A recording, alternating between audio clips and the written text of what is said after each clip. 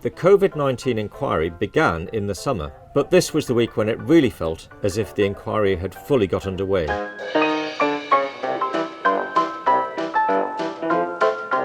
We heard from some of the most important people in Downing Street at the time those vital decisions were being made. They included Dominic Cummings, the Prime Minister's Chief Advisor, Helen MacNamara, the Deputy Cabinet Secretary, and Martin Reynolds, who was the Prime Minister's principal private secretary.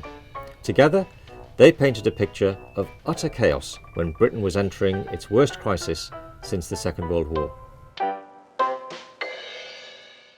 One of the first notable moments that came out of the inquiry was Dominic Cummings' evidence about how he referred to his colleagues, including ministers, in WhatsApp conversations. Now, you may have thought that Whitehall and Downing Street was a place of sober-suited intellectuals who speak in a very, very staid manner to each other.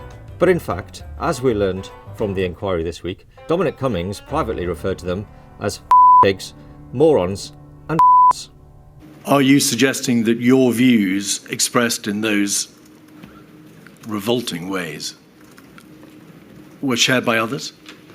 Well, my appalling language is obviously my own, but my judgment of a lot of senior people was widespread.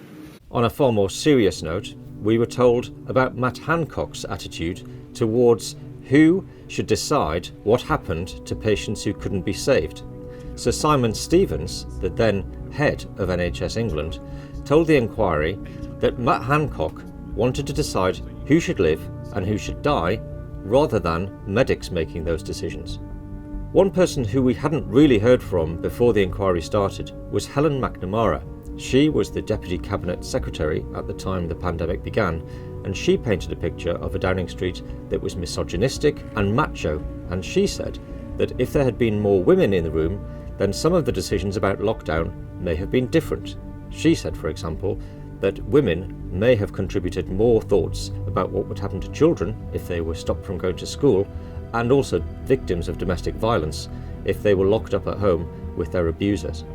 Ms MacNamara told the inquiry of a dramatic day on March the 13th, 2020, when officials finally realised that everything was going terribly wrong and that they had got their calculations about the number of people who were going to die completely skewed.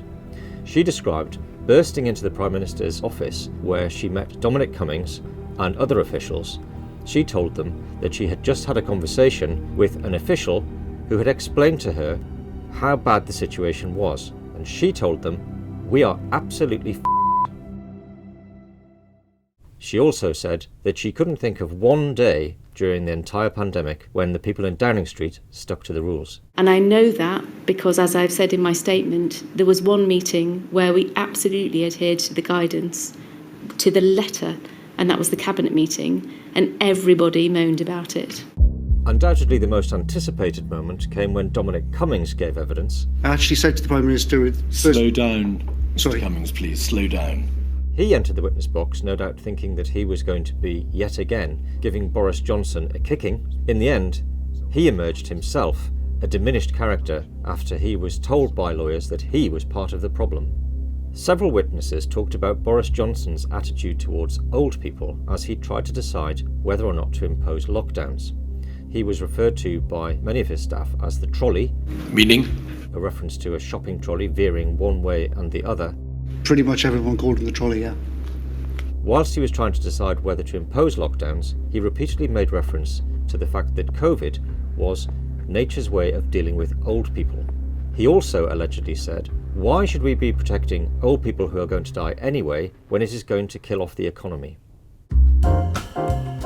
For Boris Johnson, it's been a week where his reputation has been battered, bruised and bashed. He will give evidence to the inquiry either later in November or in December, when he will finally get a chance to put his version of what was really going on in Downing Street.